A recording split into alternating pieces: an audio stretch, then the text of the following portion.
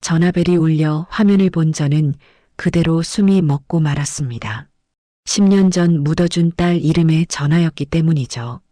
전화를 받으려는 순간 남편은 보이스피싱이라며 다급하게 전화를 끊어버렸고 사색이 된 표정으로 온몸이 굳어 떨고 있었습니다. 구독 버튼을 눌러주세요.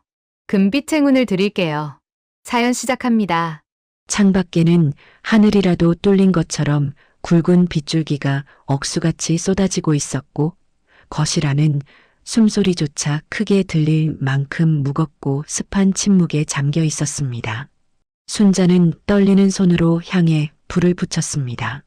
매캐한 향 냄새가 코끝을 스치자 10년 전 딸을 보내던 그날의 비릿한 공기가 되살아나는 것 같아 가슴이 미어지는 듯 했습니다. 10년이라는 긴 세월이 흘렀지만 자식을 가슴에 묻은 어미의 슬픔은 조금도 무뎌지지 않았으며 오히려 기일이 다가올 때마다 심장을 날카로운 조각칼로 도려내는 듯한 통증은 더욱 선명해질 뿐이었죠. 남편 김철수 씨는 검은색 양복을 단정하게 차려입고 영정 사진 앞에서 고개를 깊게 숙이고 있었습니다. 그는 어깨를 들썩이며 소리 없는 오열을 토해내고 있었는데 그 모습이 어찌나 애절한지 지켜보는 친척들의 눈시울마저 붉어지게 만들었습니다. 남편은 이 지역에서 모르는 사람이 없을 정도로 유명한 봉사단체의 회장이자 딸을 잃은 아픔을 남을 돕는 것으로 승화시킨 살아있는 천사로 불리고 있었습니다. 얼마 전에는 시장님에게 자랑스러운 시민상까지 받았을 정도로 그의 평판은 하늘을 찌르고 있었죠. 지수야, 아빠가 왔다. 우리 착한 딸, 거기서는 아프지 말고 잘 지내고 있니? 아빠가 너 보고 싶어서 매일 밤마다 온다. 남편의 목소리가 물기에 젖어 갈라졌습니다. 순자는 그런 남편의 굽은 등을 바라보며 가슴 한구석이 먹먹해지는 것을 느꼈고 10년 동안 변함없이 딸을 그리워해주는 그가 고마우면서도 한편으로는 저 사람이 없었으면 내가 어떻게 버텼을까 싶은 안쓰러운 마음이 들었습니다. 남편은 품에서 하얀 손수건을 꺼내 눈물을 훔치며 순자를 돌아보았습니다. 여보, 당신도 이제 그만 울어요. 우리가 더 열심히 베풀고 살면 지수도 하늘에서 기뻐할 거야. 내가 지수 목까지 더 착하게 살게. 그는 따뜻한 손길로 순자의 어깨를 감싸주었습니다. 그 손길이 너무나 다정해서 순자는 하마터면 그 품에 안겨 올 뻔했습니다. 생각해보면 10년 전 딸이 교통사고로 세상을 떠났을 때 모두가 화장을 권했지만 끝까지 반대하고 매장을 고집했던 것도 바로 남편이었습니다. 사고로 시신이 불에 타 훼손되었으니 또다시 불에 태워 2번 죽일 수는 없다며 자기 땅에 묻어주겠다고 울부짖던 그 모습이 순자의 뇌리에 아직도 생생하게 박혀 있었죠. 그때 남편은 직접 망치와 못을 들고 관 뚜껑을 닫았습니다. 당신이 보면 기절한다며 순자의 눈을 가리고 쾅쾅 소리가 나도록 못질을 하며 서럽게 울던 그날의 기억은 순자에게 끔찍하지만 숭고한 부성애로 남아 있었습니다. 제사상 위에는 딸이 생전에 그토록 좋아했던 배와 사과가 정갈하게 깎여 놓여 있었고 촛불은 바람도 없는데 위태롭게 흔들리며 벽면에 기괴한 그림자를 길게 늘어뜨리고 있었습니다. 친척들은 숨을 죽인 채 부부의 슬픔을 지켜보고 있었습니다. 그때였습니다. 무거운 정적을 깨고 어디선가 윙하고 울리는 기계적인 진동 소리가 들려왔습니다. 소리는 아주 작고 미세했지만 고요한 거실에서는 마치 천둥 소리처럼 크게 들렸고 엄숙하게 묵념하던 사람들의 시선이 일제히 소리가 나는 곳으로 쏠렸습니다. 진동은 남편의 양복 안주머니에서 끈질기게 울리고 있었죠. 남편은 당황한 기색이 역력한 얼굴로 허둥지둥 안주머니에 손을 넣었습니다. 아이고, 내가 진동으로 해놓는다는 걸 깜빡했네. 미안해, 다들. 분위기 깨서 미안합니다. 그는 어색하게 입꼬리를 올리며 급히 휴대폰을 꺼냈습니다. 순자는 무심코 정말 아무런 생각 없이 남편의 손에 들린 휴대폰 화면을 바라보았습니다. 하지만 그 순간 순자의 심장은 쿵 소리를 내며 바닥으로 떨어지는 것만 같았습니다. 어두운 거실 조명 아래서 푸르스름하게 빛나는 검은 화면 위로 선명하게 떠 있는 발신자, 이름은 충격 그 자체였습니다. 우리 딸 지수. 순자는 자신의 눈을 의심하고 또 의심했습니다. 잘못 본 게 아닐까 싶어 눈을 세게 비비고 다시 보았지만 분명 화면 속에는 우리 딸 지수라는 6글자가 둥둥 떠다니며 순자를 노려보고 있었습니다. 죽은 딸이 전화를 걸어올 리가 없는데 이건 꿈일까요? 아니면 환각일까요? 여보. 지금 그 전화. 순자가 사색이 되어 떨리는 손가락으로 휴대폰을 가리켰습니다. 그 말을 들은 남편의 반응은 더욱 기이했습니다. 조금 전까지 눈물을 흘리던 슬픈 아버지의 얼굴이 순식간에 백지장처럼 하얗게 질렸고 마치 귀신이라도 본 사람처럼 동공이 심하게 흔들리며 입술을 파르르 떨기 시작했습니다. 그는 황급히 휴대폰을 등 뒤로 감췄습니다. 하지만 이미 순자는 똑똑히 보았고 거실에 있던 시누이와 조카들도 그 화면을 보고 웅성거리기 시작했죠. 오빠, 방금 그 화면에 뜬 이름 뭐야? 지수라고 뜬 거 아니야? 시누이가 놀란 목소리로 물었습니다. 순자는 떨리는 다리를 간신히 지탱하며 남편에게 한 발짝 다가갔습니다. 전화 줘봐요. 지수 번호잖아. 당신 왜 지수 번호가 저장되어 있어? 아니, 죽은 애가 어떻게 전화를 해? 순자의 목소리가 가늘게 떨리다가 이내 날카롭게 찢어졌습니다. 남편은 식은땀을 줄줄 흘리며 뒷걸음질 쳤는데 그 모습이 평소의 점잖은 김 회장과는 전혀 다른 무언가에 쫓기는 죄인처럼 보였습니다. 아니야. 이거 스팸 전화야. 요즘 보이스피싱이 얼마나 교묘한데 죽은 사람 번호까지 도용해서 전화를 하네. 아주 나쁜 놈들이야. 그는 횡설수설하며 말도 안 되는 변명을 늘어놓았습니다. 하지만 진동은 멈추지 않고 계속해서 끈질기게 울려댔고 그 소리는 마치 엄마나 좀 살려줘라고 외치는 딸의 비명처럼 순자의 귓가를 파고들었습니다. 순자는 더 이상 참을 수 없어 남편의 팔을 낚아챘습니다. 일이네. 내가 받아볼 거야. 내 딸인지 아닌지 내가 확인해 본다고. 안 돼. 받지 마. 받으면 안 된다니까. 엄숙해야 할 제사상 앞에서 두 사람 사이에 격한 실랑이가 벌어졌습니다. 남편은 필사적으로 휴대폰을 뺏기지 않으려 아이처럼 버둥거렸고 순자는 죽기 살기로 매달리며 남편의 손을 꺾으려 했습니다. 그 순간이었습니다. 남편의 눈빛이 매섭게 변하더니 거칠게 순자를 밀쳐냈습니다. 이 여자가 진짜. 순자가 중심을 잃고 바닥에 엉덩방아를 찧으며 넘어지는 것과 동시에 남편은 손에 들고 있던 휴대폰을 제사상 위에 놓인 펄펄 끓는 소고기 묵국 그릇에 처박아 버렸습니다. 첨벙하는 소리와 함께 뜨거운 국물이 사방으로 튀었습니다. 아, 뜨거워. 앞에 앉아있던 조카들이 비명을 지르며 물러났습니다. 김이 모락모락 나는 뜨거운 국물 속에 잠긴 휴대폰은 몇 번 더 윙윙거리며 국그릇을 달그락거리게 만들더니 이내 꼬르륵 소리를 내며 완전히 멈춰버렸습니다. 마치 물에 빠진 사람이 마지막 숨을 거두듯 화면의 불빛이 꺼지며 검게 변해버렸죠. 거실에는 찬물을 끼얹은 듯한 무거운 정적만이 감돌았습니다. 순자는 멍하니 국그릇을 바라보았습니다.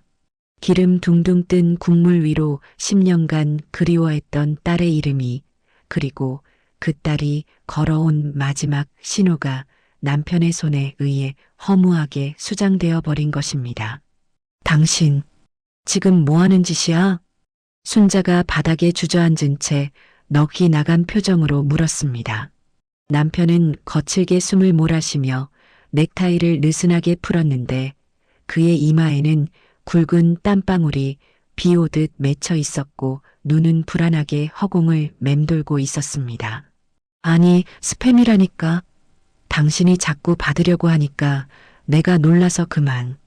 재수없게 제삿날 이런 전화가 오고 난리야.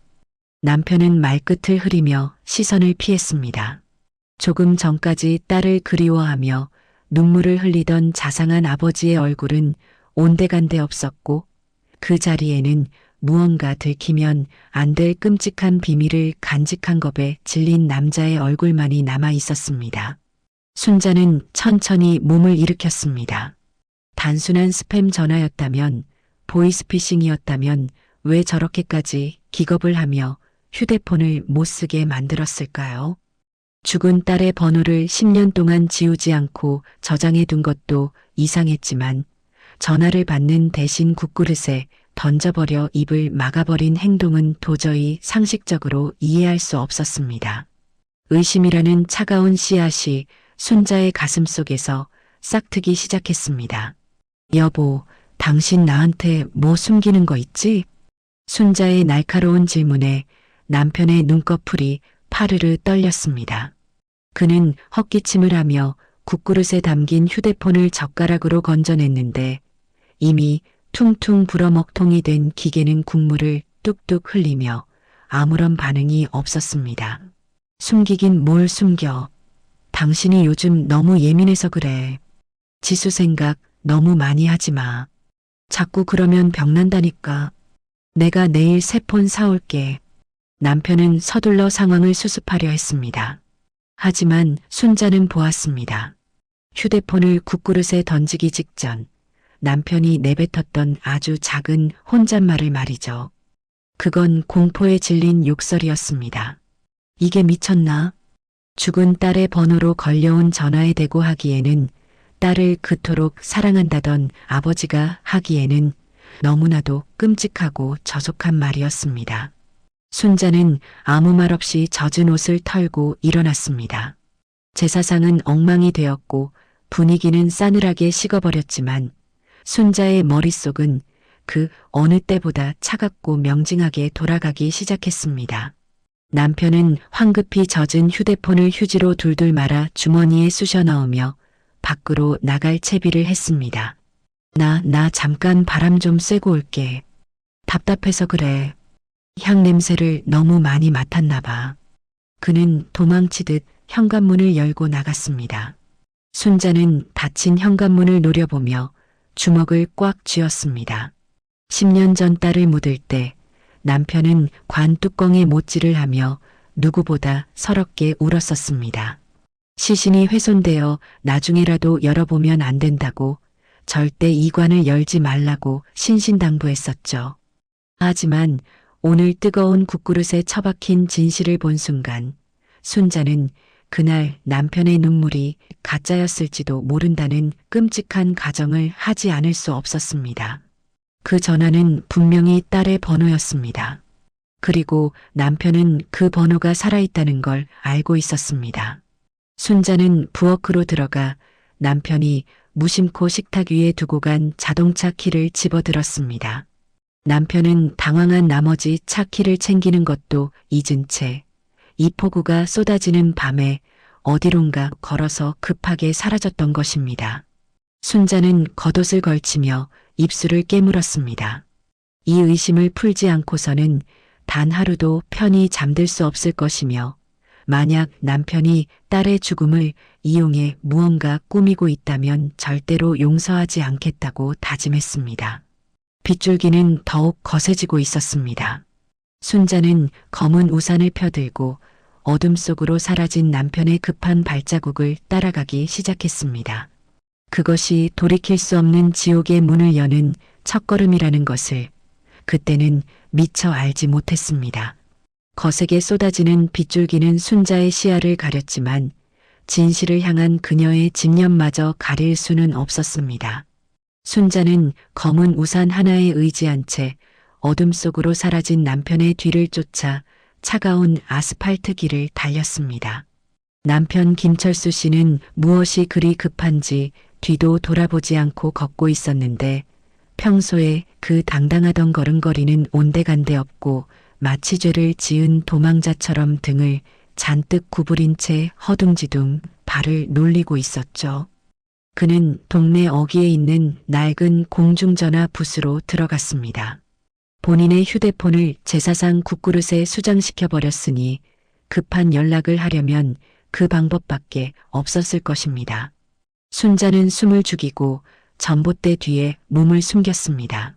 타닥타닥 때리는 빗소리에 묻혀 목소리가 선명하게 들리지는 않았지만 수화기를 생명줄처럼 움켜쥐고 고래고래 소리를 지르는 남편의 표정은 가로등 불빛 아래서 괴기스럽게 일그러져 있었습니다. 그것은 딸을 잃은 아버지의 얼굴이 아니라 범죄를 들킨 공범자의 얼굴이었습니다.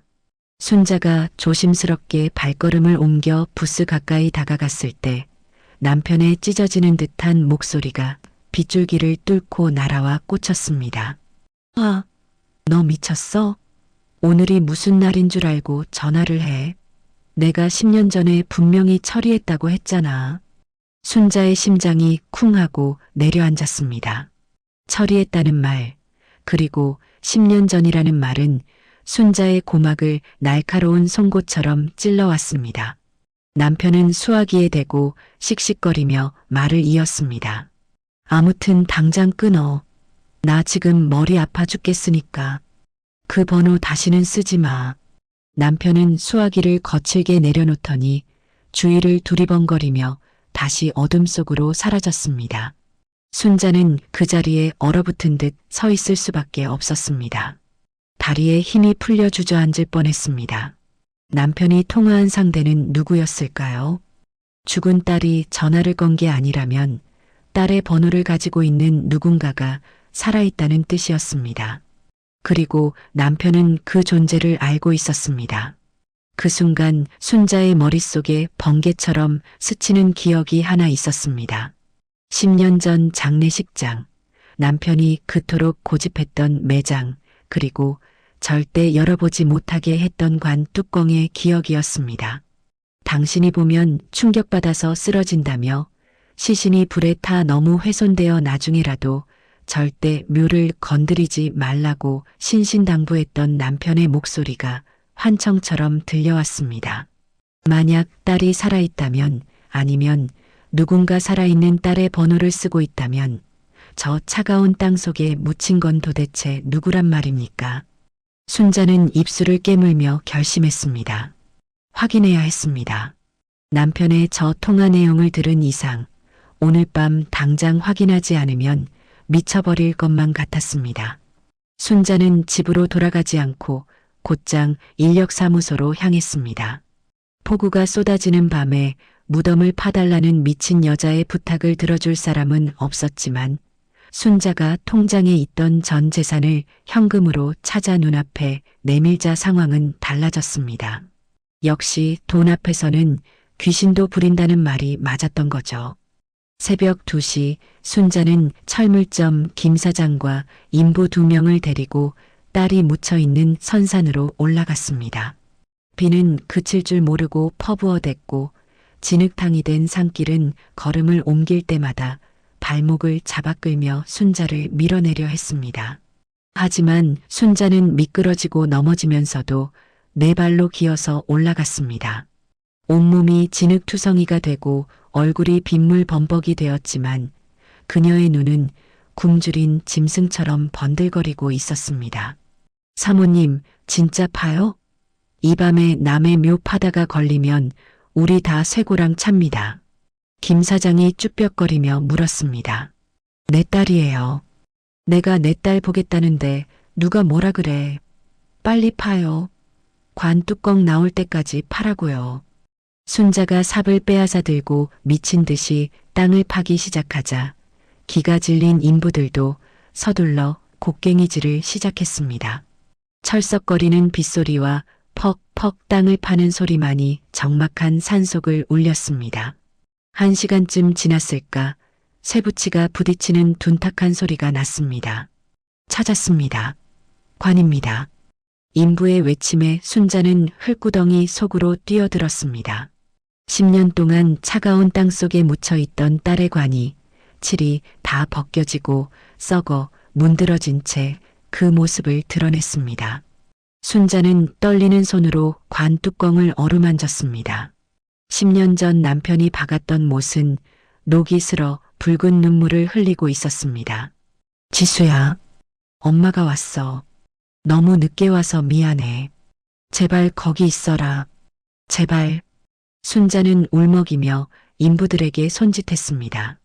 빠르라고 불리는 쇠지렛대가 관 틈새로 끼워졌고 끼익적하는 소름 끼치는 소리와 함께 굳게 닫혀있던 판도라의 상자가 열리기 시작했습니다. 순자는 숨을 멈추고 관 안을 들여다보았습니다. 그녀는 뼈만 남은 앙상한 유골을 예상했습니다. 혹은 남편의 말대로 불에 타 훼손된 처참한 시신을 마주할 각오까지 하고 있었죠. 하지만 관 뚜껑이 완전히 열리고 번개가 번쩍이며 그 안을 비췄을 때 순자가 목격한 것은 인간의 상식을 완전히 벗어난 것이었습니다. 관 안에는 시신이 없었습니다. 대신 검은색 비닐봉지 수십 개가 뱀처럼 다리를 틀고 가득 차 있었고 그 사이사이에는 무게를 맞추기 위해 넣은 것으로 보이는 큼지막한 강돌들이 굴러다니고 있었습니다. 순자는 비명을 지르며 비닐봉지 하나를 쥐어뜯었습니다. 썩지 않는 비닐 안에서 와르르 쏟아져 나온 것은 사람의 뼈가 아니었습니다. 그것은 정육점에서나 볼 법한 살점 하나 없이 깨끗하게 발라낸 거대한 짐승의 뼈였습니다. 누가 봐도 족발을 해먹고 남은 돼지 다리뼈들이 허연 속살을 드러내며 굴러다녔습니다. 아, 이게 뭐야? 이게 다 뭐냐고. 순자는 짐승처럼 울부짖으며 관 속에 있는 비닐들을 미친 듯이 파헤쳤습니다. 나오는 것은 오직 돌덩이와 돼지뼈 그리고 부피를 채우기 위해 구겨 넣은 10년 전 신문지 뭉치들 뿐이었습니다. 어디에도 딸은 없었습니다. 머리카락 한 올, 손톱 한 조각도 없었습니다. 순자는 그 자리에 주저앉아 돼지뼈를 손에 쥐고 오열했습니다. 10년 동안 이곳에 와서 울고 꽃을 바치고 딸이 춥지 않을까 걱정했던 모든 시간이 남편의 끔찍한 연극 노름이었다는 사실에 온몸의 피가 거꾸로 솟는 것 같았습니다. 인부들도 기가 막힌다는 표정으로 혀를 찼습니다. 세상에. 사람 관에다가 돼지뼈를 넣어놔? 이거 완전 미친놈 아니야? 순자의 귓가에는 남편의 가증스러운 목소리가 맴돌았습니다. 우리 딸 아빠가 지켜줄게. 화장은 안 돼. 그가 화장을 반대했던 건 딸을 위해서가 아니라 태울 시신조차 없었기 때문이었습니다. 그는 딸을 묻은 게 아니라 자신의 추악한 범죄를 묻었던 것입니다. 그렇다면 진짜 지수는 어디에 있을까요?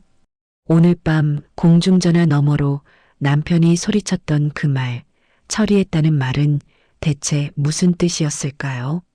순자는 진흙탕 속에서 비틀거리며 일어났습니다. 그녀의 손에는 10년 묵은 돼지뼈가 무기처럼 들려 있었습니다. 더 이상 울고만 있던 약해 빠진 엄마 박순자는 없었습니다.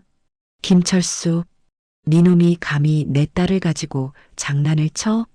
순자의 입에서 으르렁거리는 짐승의 소리가 새어나왔습니다. 그녀는 주머니에서 젖은 손수건을 꺼내 돼지뼈 하나를 소중하게 감쌌습니다. 이것이 바로 남편의 숨통을 끊어놓을 첫 번째 증거가 될 것입니다. 그리고 머릿속에 떠오른 또 하나의 공범, 10년 전 남편과 한통속이 되어 시신 확인도 없이 사망진단서를 써주었던 그 의사 놈부터 찾아내야겠다고 다짐했습니다. 비는 여전히 그칠 줄 모르고 쏟아지고 있었지만 산을 내려가는 순자의 발걸음에는 정과는 비교할 수 없는 서늘한 살기가 서려 있었습니다. 그녀의 복수는 이제 막 시작되고 있었습니다. 새벽녘이 되어서야 빗줄기가 잦아들었고 순자는 흙투성이가 된 몸을 이끌고 집으로 돌아왔습니다. 현관문을 열자 거실 소파에 앉아있던 남편 김철수 씨가 벌떡 일어났습니다. 그는 밤새 한숨도 못 잤는지 눈이 퀭했고 초조한 기색이 역력했으나 순자의 몰골을 보자마자 표정을 싹 바꾸고는 걱정스러운 남편 연기를 시작했습니다. 여보, 도대체 어디 갔다 이제 오는 거야? 비를 이렇게 쫄딱 맞고 전화는 왜 안 받아? 내가 얼마나 걱정했는지 알아? 남편이 다가와 순자의 어깨를 잡으려 했지만 순자는 벌레라도 닿은 것처럼 몸을 피했습니다. 그녀의 주머니 속에는 젖은 손수건에 쌓인 돼지뼈가 묵직하게 들어 있었지만 지금 당장 그것을 꺼내 남편의 면상에 던지고 싶은 충동을 억눌러야만 했습니다. 지금 터뜨리면 남편은 또다시 거짓말을 늘어놓으며 빠져나갈 것이고 딸이 감금된 장소는 영영 알아낼 수 없을지도 모릅니다. 순자는 짐승 같은 살기를 숨기고 힘없는 목소리로 대답했습니다. 미안해요. 딸 생각이 나서 그냥 좀 걸었어요. 남편의 눈이 가늘어졌습니다. 그는 순자의 진흙 묻은 신발과 떨리는 손을 유심히 관찰하더니 식탁 위에 놓여있던 물컵과 알약 2개를 내밀었습니다. 당신 요즘 상태가 너무 안 좋아. 어제 제사상 엎은 것도 그렇고 밤중에 나가는 것도 그렇고 이거 신경안정제야. 의사 후배한테 받아온 거니까 일단 먹고 한숨 자. 남편의 목소리는 다정했지만 그 눈빛에는 섬뜩한 감시의 빛이 서려 있었습니다. 순자는 그 알약이 무엇인지 직감했습니다. 그것은 신경안정제가 아니라 자신을 잠재우고 무력하게 만들려는 수면제거나 혹은 기억력을 흐리게 만들어 치매 환자로 몰아가려는 독약일 게 분명했습니다.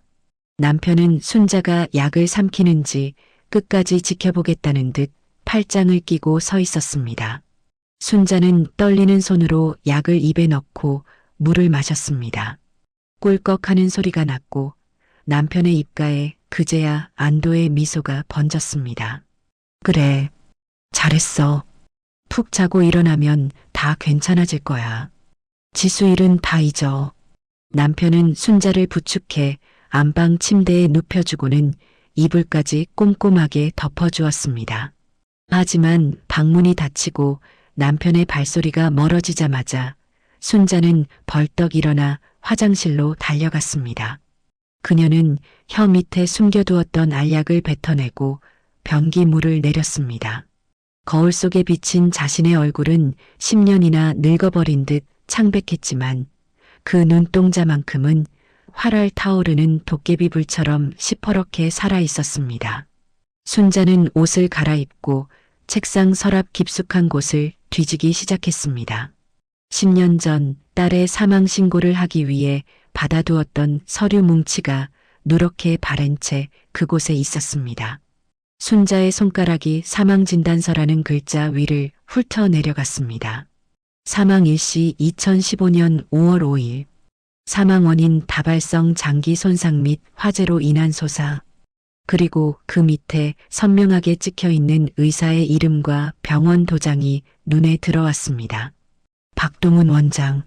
10년 전 대학병원 응급실 과장이었던 그는 남편의 고등학교 후배이자 남편이 회장으로 있는 봉사단체의 자문의사이기도 했습니다.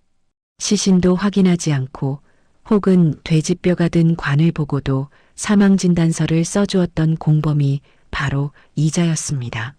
순자는 서류를 챙겨 들고 집을 나섰습니다.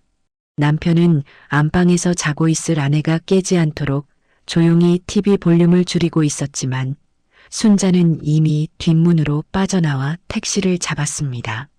박동훈 원장은 이제 대학병원을 그만두고 시내에서 꽤 큰 규모의 내과 의원을 운영하고 있었습니다.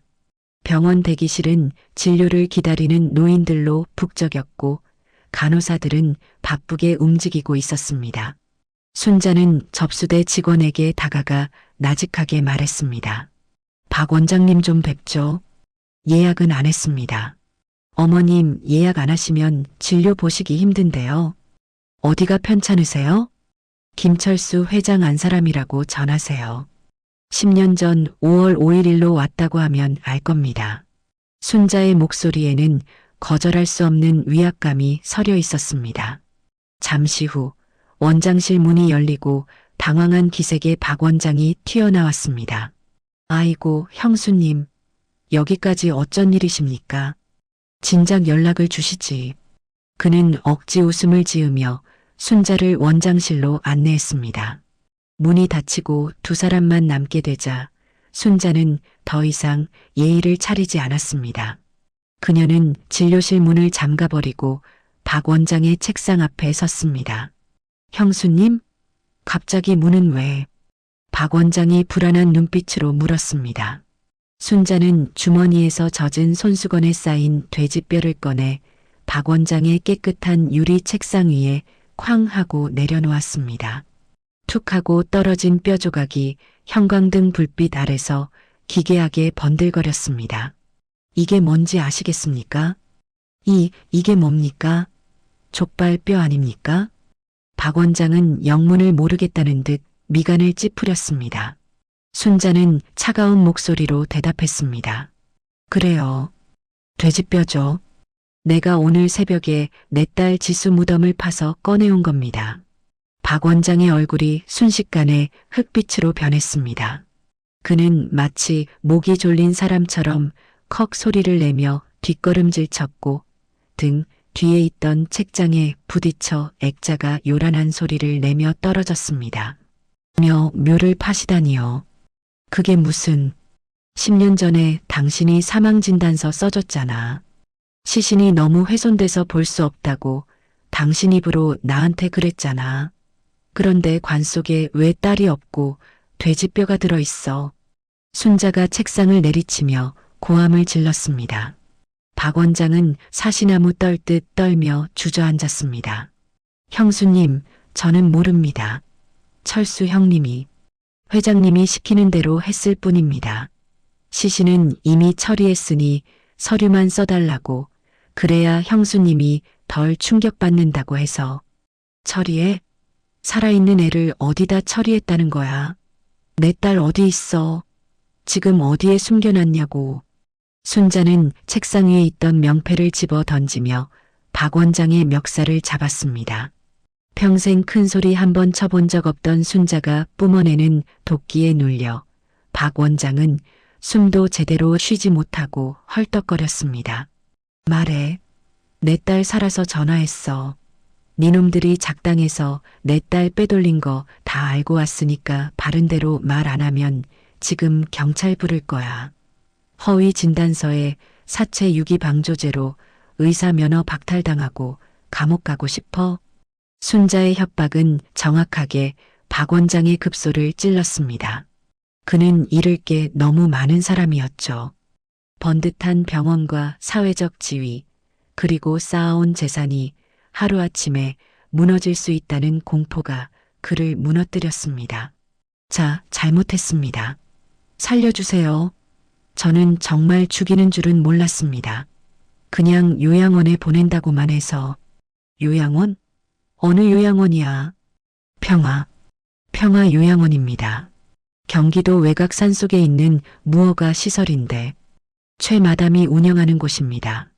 최 마담, 남편의 주변을 맴돌던 여자, 보험 설계사라며 집에 드나들던 그 여자의 얼굴이 스쳐 지나갔습니다.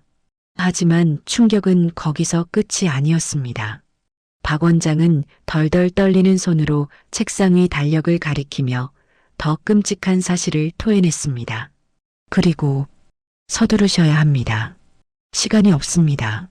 시간이 없다니 그게 무슨 소리야? 수술이 이번 주 금요일입니다. 오늘이 화요일이니까 딱 사흘 남았습니다. 순자는 자신의 귀를 의심했습니다. 수술이라니 멀쩡한 딸에게 무슨 수술을 한다는 말일까요? 형님이, 철수 형님이 10년 동안 지수를 살려둔 건 그냥 불쌍해서가 아닙니다. 지수 신정이 그 여자의 아들 종민이하고 조직이 일치한다고 했습니다. 순자의 다리에 힘이 풀려 그 자리에 주저앉고 말았습니다. 머릿속이 하얗게 변하며 숨을 쉴 수가 없었습니다. 남편이 10년 동안 딸을 살려둔 이유가 고작 내연녀 아들의 고장난 신장을 갈아 끼우기 위한 부품으로 쓰기 위해서였다는 말입니까? 종민이가 최근에 급성 신부전으로 쓰러졌습니다.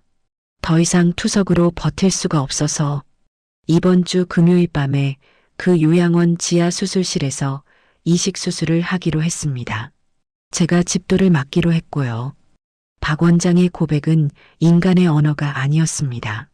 그것은 악마의 속삭임보다 더 잔인하고 더러운 오물 덩어리였습니다. 순자는 바닥을 치며 통곡했습니다. 이 나쁜 놈들아, 어떻게 사람이 그래? 어떻게 아비라는 작자가 자기 딸 배를 갈라서 딴 여자 자식을 살려? 분노와 슬픔으로 가슴이 터져버린 것만 같았습니다. 하지만 순자는 울고만 있을 시간이 없었습니다. 사흘, 딱 사흘이었습니다. 그 시간이 지나면 딸 지수는 차가운 수술대 위에서 배가 갈리고 장기를 적출당한 채 이번에는 진짜 시체가 되어 돼지뼈 대신 땅에 묻히게 될 것입니다. 순자는 이를 악물고 일어났습니다. 그녀는 박 원장의 넥타이를 잡아당겨 자신의 얼굴 가까이 끌어당겼습니다. 그녀의 눈에서는 눈물 대신 시퍼런 불꽃이 튀고 있었습니다. 잘 들어. 넌 오늘 나랑 죽는 거야. 너가 살고 싶으면 지금부터 내가 시키는 대로 해. 뭐든지 하겠습니다. 제발 신고만은. 수술 준비한다고 해. 예정대로 진행한다고 김철수한테 보고해. 그리고 수술실 문 열어놔. 순자는 책상 위에 놓여있던 돼지뼈를 다시 주머니에 넣었습니다. 그것은 이제 단순한 뼈다귀가 아니라 딸을 구하기 위한 전쟁의 서막을 알리는 신호탄이었습니다.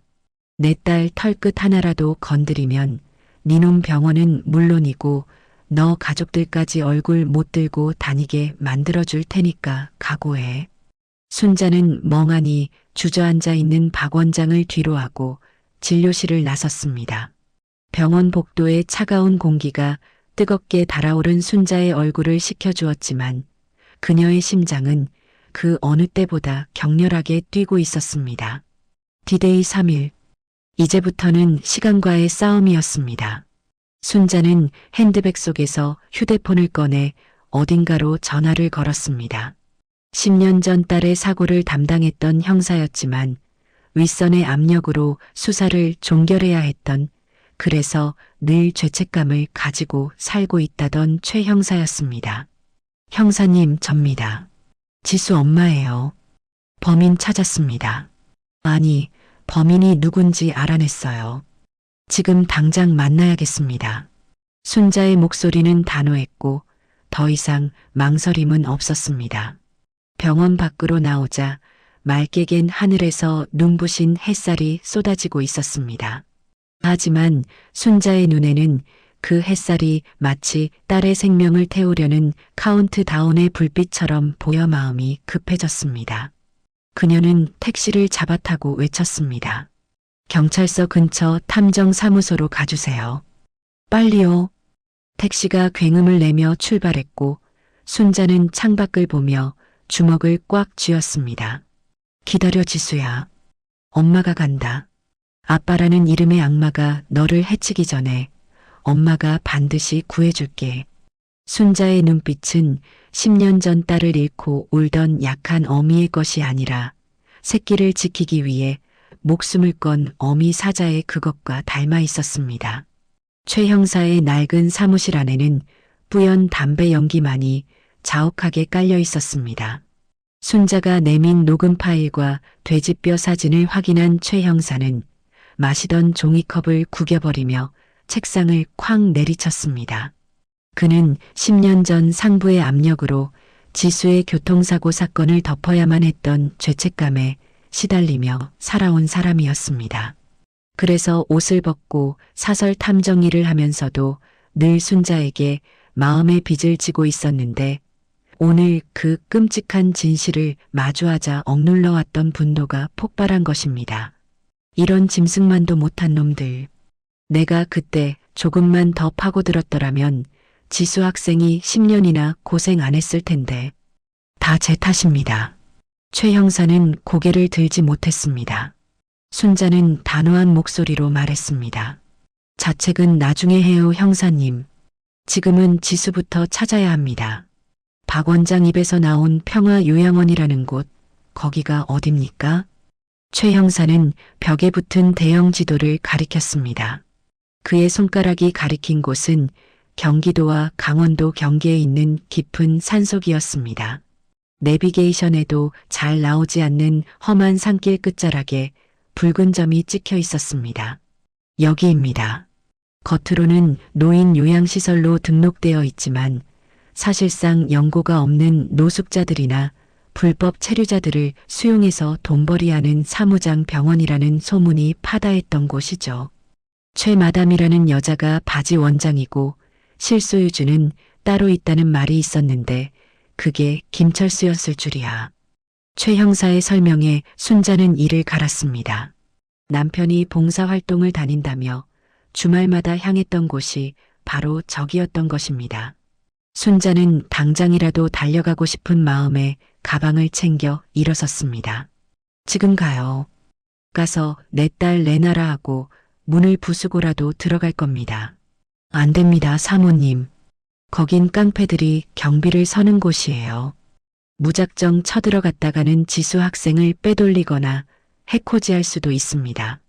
오늘은 일단 정찰부터 하고 확실한 진입로를 파악한 뒤에 내일 밤에 쳐야 합니다. 최 형사의 말은 타당했습니다. 수술까지는 아직 이틀이라는 시간이 남아 있었고 섣불리 움직였다가 기회를 망칠 수는 없었으니까요. 두 사람은 최 형사의 검은색 승합차를 타고 서울을 빠져나갔습니다. 화려한 도심을 벗어나 국도를 타고 한참을 달리자 가로등조차 없는 캄캄한 산길이 나타났습니다. 비포장도로를 달리는 차가 심하게 요동칠 때마다 순자의 속은 까맣게 타들어갔습니다. 10년 동안 내 딸이 이런 곳에 갇혀 있었다니. 햇빛 한 줌 들지 않는 곳에서 엄마를 기다리며 얼마나 무서웠을까요? 창밖으로 스쳐 지나가는 을씨년스러운 나무 그림자들이 마치 딸을 삼키려는 악마의 손길처럼 보여 순자는 눈을 질끈 감았습니다. 1시간쯤 산길을 올랐을까 멀리서 희미한 불빛이 보이기 시작했습니다. 최 형사는 전조등을 끄고 속도를 줄였습니다. 여기서부터는 걸어가야 합니다. 엔진 소리가 들리면 놈들이 눈치챌 겁니다. 두 사람은 차에서 내려 수풀을 헤치고 건물 쪽으로 접근했습니다. 풀벌레 소리조차 들리지 않는 적막한 산중턱에 흉물스러운 회색 콘크리트 건물 한 채가 덩그러니 서 있었습니다.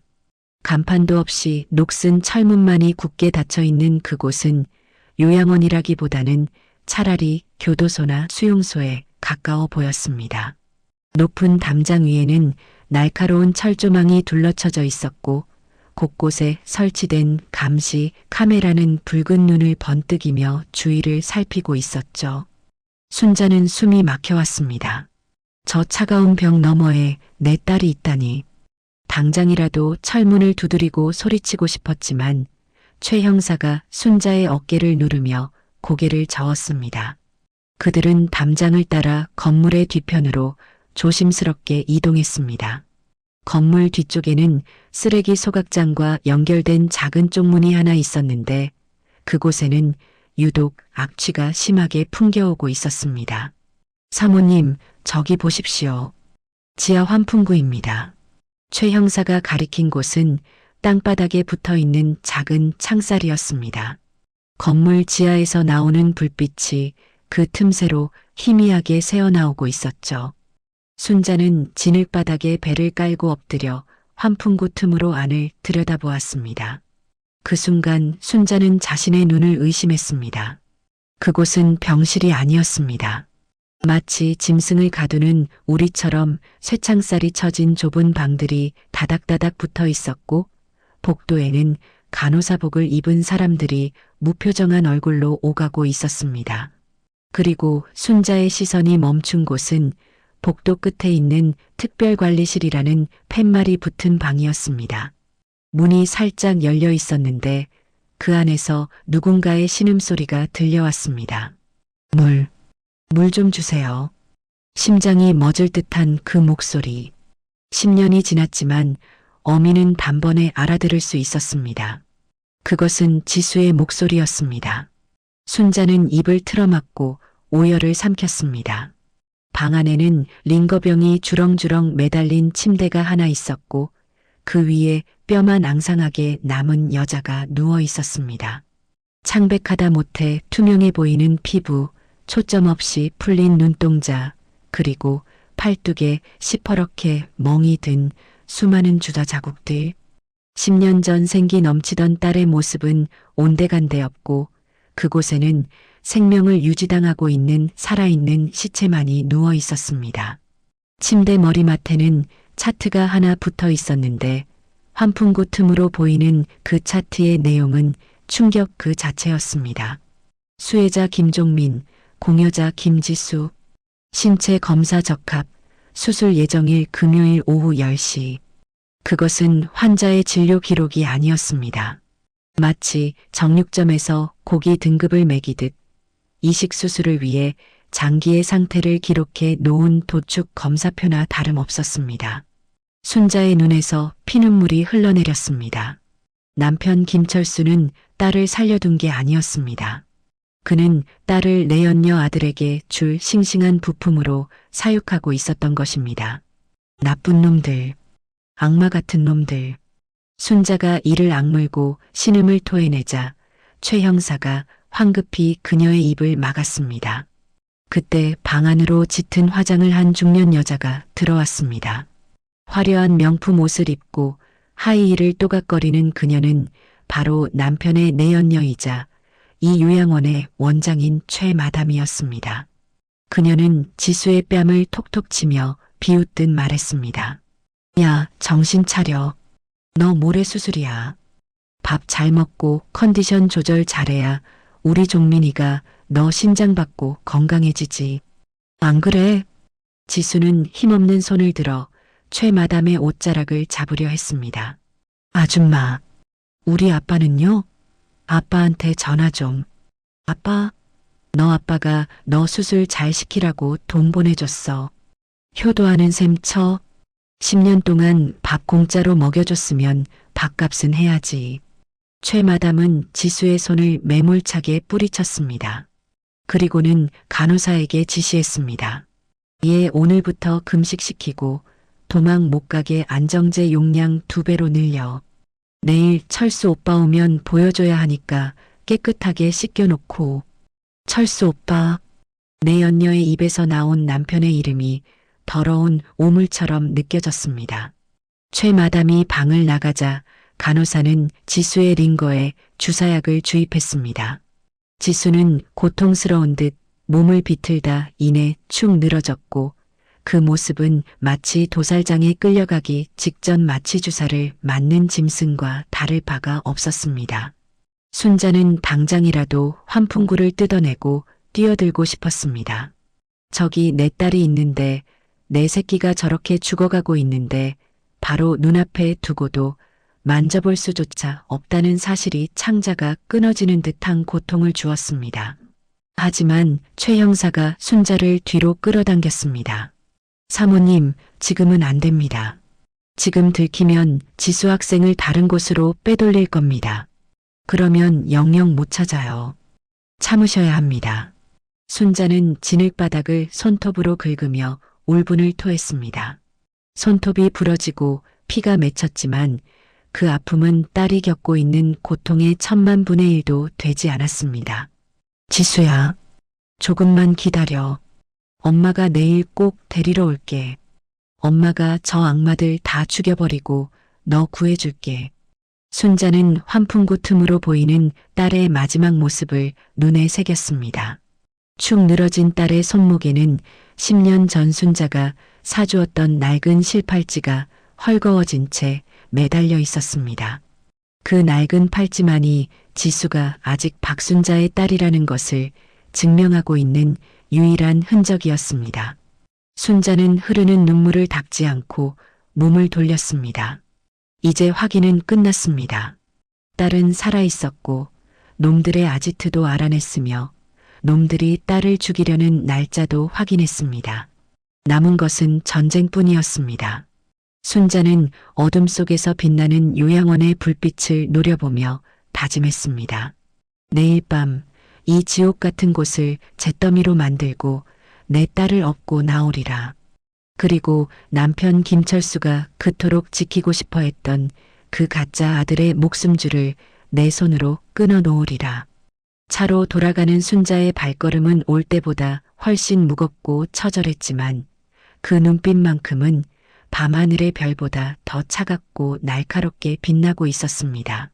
디데이 이틀, 엄마의 반격이 시작되기까지 이제 하루가 남았습니다. 지옥의 문을 부수고 딸을 안다. 결전의 날인 목요일 밤이 찾아왔고 하늘에는 먹구름이 잔뜩 끼어 달빛 한 점 없는 칠흑 같은 어둠이 내려앉았습니다. 순자는 승합차 안에서 떨리는 주먹을 꽉 쥐었습니다. 그녀의 곁에는 최 형사가 소개해준 건장한 체격의 용역 직원 5명이 쇠파이프와 절단기를 든 채 비장한 표정으로 대기하고 있었습니다. 평생 법 없이도 살았던 순자였지만 딸을 구하기 위해서라면 깡패 두목이라도 될 각오가 되어 있었기에 그녀는 오늘 밤 법이고 나발이고 모든 것을 무시하기로 마음먹었습니다.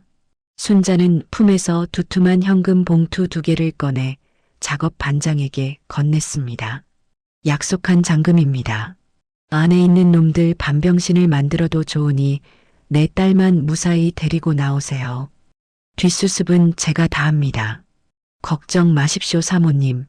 저희가 이 바닥에서는 일처리 확실하기로 소문난 놈들입니다. 반장은 비릿한 웃음을 흘리며 봉투를 챙겼습니다. 밤 11시가 되자 요양원의 불이 하나둘 꺼지기 시작했고 정문 경비실에는 졸고 있는 경비원 1명만이 희미한 불빛 아래 앉아 있었습니다. 최 형사가 손짓하자 용역들이 그림자처럼 담장을 넘었습니다. 퍽 하는 둔탁한 소리와 함께 경비원이 비명도 지르지 못하고 쓰러졌고 굳게 닫혀있던 철문이 끼익 소리를 내며 활짝 열렸습니다. 가시죠. 최 형사의 신호에 순자는 차에서 내려 요양원 마당으로 들어섰습니다. 발을 디딜 때마다 심장이 터질 듯이 요동쳤지만 순자는 이를 악물고 어제 봐두었던 건물 뒤편 쪽문으로 향했습니다. 건물 안에서는 인기척을 느낀 직원들이 웅성거리는 소리가 들려왔습니다. 누구야? 거기 누구 있어? 손전등을 든 남자 직원 2명이 튀어나왔지만 대기하고 있던 용역들에게 제압당하는 건 순식간이었습니다.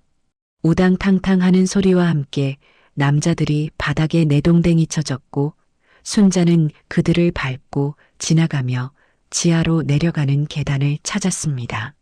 지하에서는 코를 찌르는 독한 소독약 냄새와 곰팡이 냄새가 섞여 올라오고 있었습니다.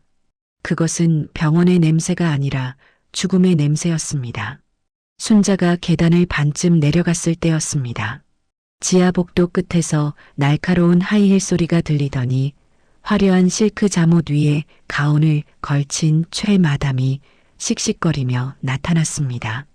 그녀는 난장판이 된 상황을 보고 기가 막힌다는 듯 소리를 질렀습니다. 뭐야 당신들. 여기가 어디라고 함부로 들어와. 이거 주거 침입이야. 경찰 부를 거야. 최 마담은 휴대폰을 꺼내 들고 악을 썼습니다. 하지만 순자는 망설임 없이 다가가 최 마담의 손을 쳐내 휴대폰을 바닥에 떨어뜨렸습니다. 경찰? 그래 불러. 불러서 여기 지하에 갇힌 사람들 다 보여주자고. 누가 먼저 감옥에 가나 해볼까? 순자의 서슬 퍼런 일갈에 최 마담의 눈이 휘둥그레졌습니다. 그녀는 순자의 얼굴을 빤히 쳐다보더니 이내 비웃음을 흘렸습니다. 아, 누군가 했더니 철수 오빠네 식충이 마누라였네. 여기까지 어떻게 알고 왔어? 곱게 늙은 줄 알았더니 아주 무식하게 노네. 적반하장도 유분수지. 최마담은 전혀 기죽지 않고 순자를 노려보았습니다. 그녀에게는 남편 김철수라는 든든한 뒷배가 있었고 무엇보다 내일 모레면 아들을 살릴 수 있다는 생각에 눈이 뒤집혀 있었기 때문입니다. 내 딸 어디 있어? 지수 내놔. 순자가 낮게 으르렁거렸습니다. 지수? 아, 그 장기 기증자? 걔는 이제 내 아들 살려줄 귀한 몸이야. 못 데려가. 정 데려가고 싶으면 5억 가져와. 10년 동안 먹여주고 재워준 값은 받아야지. 최 마담의 뻔뻔한 말에 순자의 이성이 끊어지는 소리가 났습니다. 순자는 온 힘을 다해 손바닥을 휘둘렀습니다. 짝 하는 파여름이 지하 복도를 울렸고 최 마담의 고개가 획 돌아가며 붉은 손자국이 선명하게 남았습니다. 이 미친년이. 최 마담이 달려들려 했지만 뒤따라온 용역들이 그녀의 양팔을 붙잡아 벽으로 밀어붙였습니다. 나 이거 안 나? 철수 오빠한테 다 잃을 거야. 최 마담이 발버둥 쳤지만 건장한 남자들의 힘을 당해낼 수는 없었습니다. 순자는 바닥에 떨어진 최 마담의 열쇠 꾸러미를 주워들고 특별관리실이라고 적힌 철창 앞으로 달려갔습니다.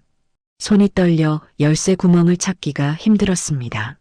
철컥 소리와 함께 육중한 자물쇠가 풀리고 문이 열리자 어제 환풍구로 보았던 그 참혹한 광경이 눈앞에 펼쳐졌습니다.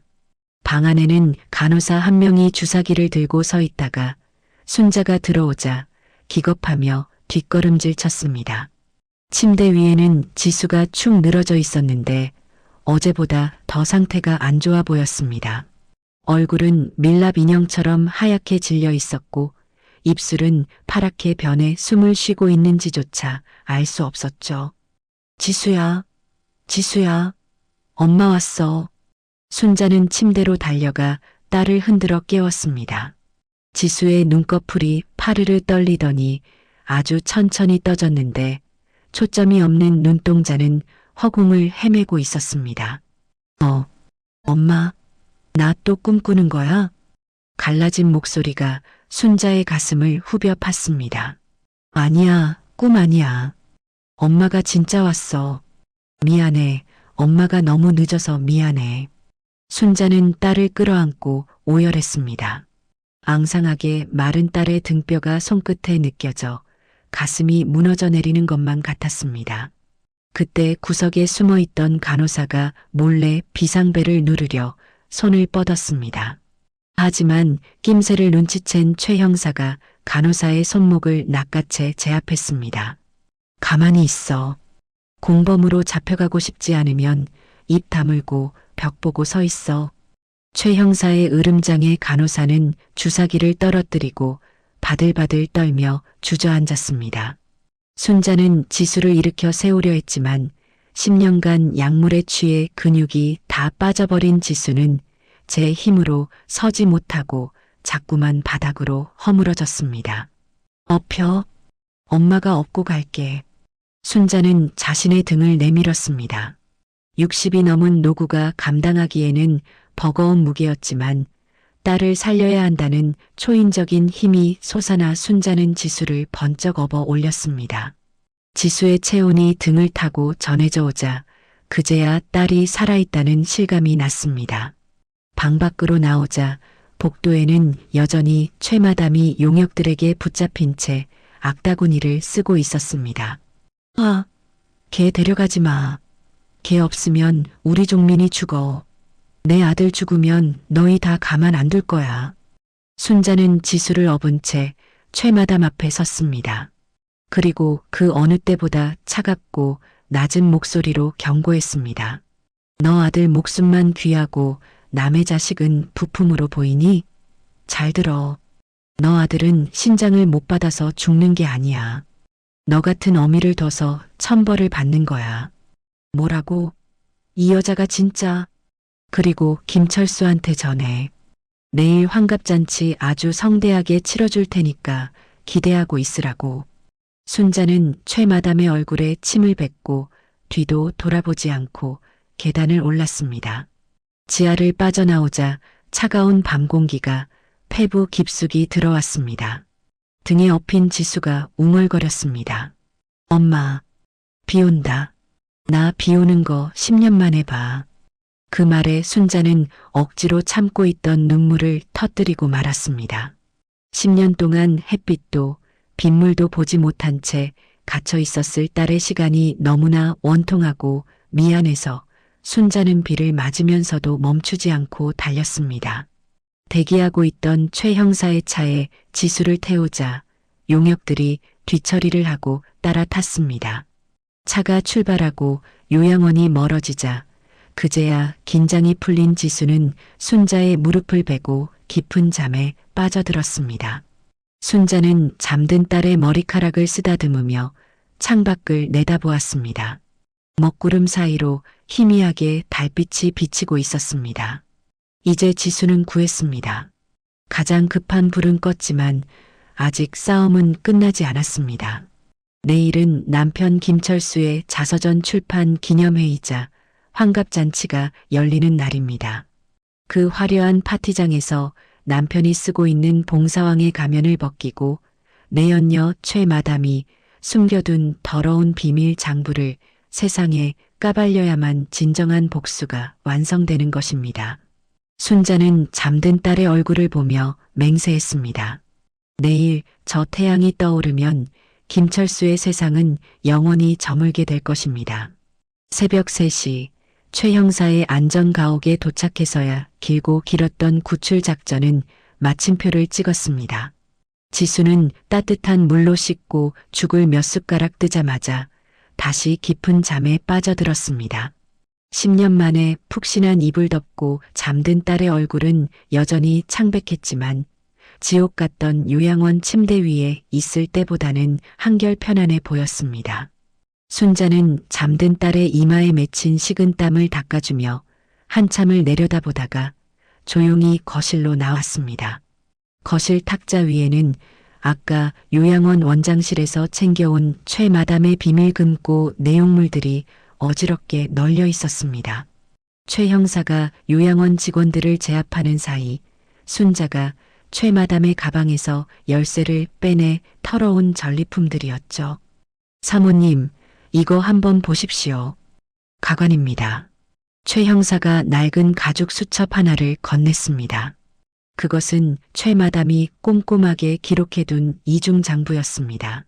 겉표지에는 가계부라고 적혀 있었지만 그 안에 적힌 내용은 범죄 기록이나 다름없었습니다. 순자는 떨리는 손으로 수첩을 한 장 한 장 넘겼습니다. 2015년 5월 5일 김철수에게 5억 입금, 지수 사망보험금. 그 밑에는 빨간 펜으로 이렇게 적혀 있었습니다. 호구한테 받은 돈으로 우리 아들 유학비 송금 완료. 남은 돈으로 에르메스 백 구입. 순자의 손이 부들부들 떨렸습니다. 남편은 딸의 목숨값인 보험금을 장학재단에 기부했다고 거짓말을 했었죠. 하지만 그 돈은 고스란히 내연녀의 사치와 가짜 아들의 뒷바라지에 쓰였던 것입니다. 장부를 넘길수록 기가 막힌 내용들이 쏟아져 나왔습니다. 2018년 김철수가 선산 땅 판 돈 3억 입금. 우리 아들 스포츠카 사줌. 2020년 요양원 증축 명목으로 2억 뜯어냄. 페이지마다 남편 김철수의 이름은 돈 나오는 현금 지급기 취급을 당하고 있었습니다. 심지어 내연녀는 남편을 호구, 멍청이, 늙은이라고 지칭하며 조롱하는 메모까지 남겨놓았더군요. 참. 회장님이 아주 제대로 공사를 당하셨네요. 10년 동안 10억 넘게 뜯겼습니다. 최 형사가 혀를 찼습니다. 하지만 진짜 충격은 장부 맨 뒷장에 끼워져 있던 누런 서류 봉투 안에 들어 있었습니다. 봉투 겉면에는 절대 열람 금지라는 도장이 찍혀 있었고 밀봉된 입구는 테이프로 단단히 감겨 있었습니다. 순자는 직감적으로 이것이 남편의 숨통을 끊을 마지막 열쇠임을 알아차렸습니다. 그녀는 과도로 테이프를 뜯어내고 안에 든 서류를 꺼냈습니다. 유전자 검사 결과 보고서. 검사 대상 1은 김철수, 검사 대상 2는 김종민. 바로 남편이 끔찍이 아끼는 내연녀의 아들 이름이었습니다. 순자는 숨을 멈추고 결과란을 확인했습니다. 종이 맨 아래쪽에 적힌 붉은색 글씨가 순자의 동공을 확장시켰습니다. 불일치, 친자 관계가 성립하지 않음. 순자는 멍하니 그 글자를 응시하다가 이내 미친 사람처럼 웃음을 터뜨리기 시작했습니다. 하하, 하하하. 그것은 기쁨의 웃음이 아니었습니다. 너무나 어처구니가 없고 허망해서 터져나오는 통탄의 웃음이었습니다. 형사님, 이것 좀 보세요. 그 인간이 10년 동안 제 친딸을 짐승처럼 가두고 죽이려 했던 이유가 고작 이거였어요. 순자는 결과지를 구겨 쥐며 오열하듯 소리쳤습니다. 자기 핏줄도 아닌 남의 자식 살리겠다고. 뻐꾸기 새끼인 줄도 모르고지 새끼인 줄 알고 멀쩡한 제 딸 배를 갈라서 심장을 꺼내주려고 했대요. 이게 말이 됩니까? 이게 사람이 할 짓이에요? 남편 김철수는 10년 동안 철저하게 속고 살았던 것입니다. 내연녀 최마담은 자기 아들이 남편의 자식인 것처럼 속여 양육비를 뜯어냈고 아들이 신장병에 걸리자 남편을 구슬려 친딸인 지수의 장기까지 노렸던 것이죠. 남편은 가짜 아들을 살리기 위해 진짜 딸을 제물로 바치려 했던 희대의 머저리이자 악마였습니다. 최 형사도 기가 막힌다는 듯 고개를 저었습니다. 와, 진짜 독한 여자네. 남편분은 이걸 까맣게 모르고 있었던 겁니까? 모르니까 10년을 그 여자 하라는 대로 했겠죠. 자기 아들한테 심장 준다고 좋아라 하면서 순자의 눈에서 도끼가 뿜어져 나왔습니다. 남편이 불쌍하다는 생각은 눈곱만큼도 들지 않았습니다. 오히려 그 멍청함과 잔인함에 치가 떨려 당장이라도 달려가 목을 조르고 싶을 뿐이었죠. 순자는 눈물을 닦고 자리에서 일어났습니다. 창밖이 푸르스름하게 밝아오고 있었습니다. 어느새 아침이 온 것입니다. 오늘은 남편 김철수가 그토록 기다리던 자서전 출판 기념회이자 환갑잔치가 열리는 날이었습니다. 그는 지역 유지들과 국회의원까지 초대한 그 자리에서 자신이 얼마나 훌륭한 봉사왕인지 자랑하고 싶어 안달이 나 있었습니다. 휴대폰 진동이 울렸습니다. 남편이었습니다. 순자는 심호흡을 한번 크게 하고 전화를 받았습니다. 여보, 어디야? 아침부터 안 보이고 전화도 안 받고. 수화기 넘어 남편의 목소리는 다정했지만 그 안에는 초조함이 묻어 있었습니다. 아마 집에 들어오지 않은 아내가 내연녀를 찾아갔을까봐 걱정하는 눈치였습니다. 순자는 최대한 평온한 목소리로 연기를 시작했습니다. 아, 미안해요. 오늘 당신 환갑잔치잖아요. 당신 기죽지 않게 하려고 아침 일찍 미용실에 와서 머리 좀 했어요. 꽃단장하고 가려고요. 아, 그래. 난 또 무슨 일 있는 줄 알고 놀랐네. 하하. 그래, 당신도 오늘 제일 예쁘게 하고 와. 사모님이 빛나야 회장인 나도 빛이 나지. 남편은 안도한 듯 호탕하게 웃었습니다. 그는 꿈에도 모르고 있었습니다. 자신이 공들여 쌓아 올린 모래성이 파도 앞에 놓여 있다는 사실을, 그리고 오늘 그 파도를 몰고 갈 사람이 바로 자신의 아내라는 사실을 말입니다. 그럼요. 당신 오늘 주인공 만들어주려고 내가 깜짝 선물도 준비했어요. 기대해도 좋아요. 선물? 아이고, 당신밖에 없네. 알았어. 이따 행사장에서 봐. 사랑해. 사랑해라는 말이 역겨워 구역질이 올라올 뻔했습니다. 순자는 전화를 끊고 차갑게 식은 눈으로 거울을 바라보았습니다. 거울 속의 여자는 더 이상 슬픔에 잠긴 늙은 어미가 아니었습니다. 그녀는 복수의 칼을 쥔 처형인이었습니다. 순자는 최 형사에게 말했습니다. 형사님, 준비해 주세요. 이 장부랑 유전자 검사 결과지, 그리고 지수가 갇혀있던 감옥 영상까지 싹 다 편집해서 USB에 담아주세요. 알겠습니다. 행사 시작하면 대형 스크린에 바로 띄울 수 있게 세팅해 놓겠습니다. 그리고 지수 깨면 병원으로 옮겨서 검사받게 해주세요. 저는 행사장으로 먼저 가겠습니다. 순자는 화장대 앞에 앉아 분을 바르고 립스틱을 칠했습니다. 10년 동안 딸을 잃은 죄인처럼 검은 옷만 입고 화장기 없는 얼굴로 살았지만 오늘은 가장 화려하고 붉은 립스틱을 골라 입술에 발랐습니다. 마치 전쟁터에 나가는 장수가 갑옷을 입듯 그녀는 붉은색 정장을 꺼내 입었습니다. 그것은 피의 복수를 상징하는 색이었습니다. 순자는 지수가 잠든 방을 살짝 열어보았습니다. 새근거리는 딸의 숨소리가 들려왔습니다. 지수야, 조금만 더 자고 있어. 엄마가 쓰레기 청소 싹 해놓고 올게. 순자는 방문을 닫고 현관을 나섰습니다. 아침 햇살이 눈부시게 쏟아졌지만 순자의 눈은 그보다 더 강렬하게 빛나고 있었습니다. 그녀의 손에 들린 핸드백 속에는 남편의 인생을 송두리째 날려버릴 핵폭탄급 증거들이 묵직하게 들어 있었습니다. 택시를 타고 행사장인 호텔로 향하는 길, 거리에는 남편의 얼굴이 박힌 출판 기념의 현수막이 펄럭이고 있었습니다. 봉사의 아이콘 김철수, 나눔으로 세상을 밝히다. 순자는 코웃음을 쳤습니다. 그래, 밝혀주마. 니놈의 그 더럽고 추악한 속내를 세상 천지에 아주 환하게 밝혀주마. 호텔 입구가 가까워질수록 순자의 심장 박동은 차분해졌습니다. 분노가 극에 달하자 오히려 마음은 호수처럼 고요해졌습니다. 이제 쇼를 시작할 시간이었습니다.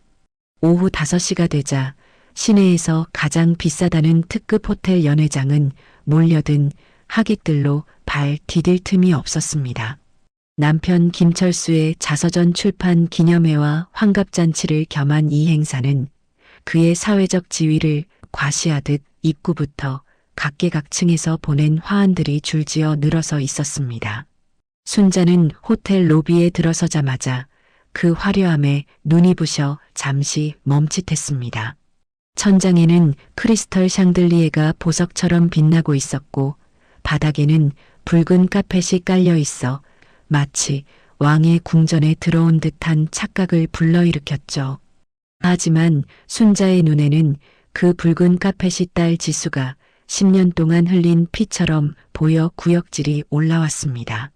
딸은 빛 한 줄기 없는 지하 감옥에서 짐승처럼 썩어가고 있었는데 아비라는 작자는 이곳에서 샴페인을 터뜨리며 파티를 즐기고 있었던 것입니다. 순자는 옷매무새를 가다듬고 고개를 꼿꼿이 들었습니다. 그녀가 입은 붉은 정장은 연회장의 조명을 받아 불타는 듯 강렬한 색감을 뽐내고 있었고 입술에 바른 짙은 립스틱은 비장함마저 감돌게 했습니다. 어머, 사모님 아니세요? 오늘 정말 고우십니다. 세상에 10년은 젊어 보이세요. 회장님이 복도 많으시지. 아른 체하며 다가오는 사람들에게 순자는 우아하게 미소 지으며 고개를 끄덕였습니다.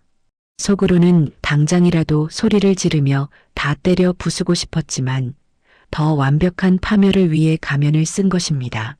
연회장 안으로 들어서자 단상 위에서 손님들을 맞이하고 있는 남편의 모습이 보였습니다.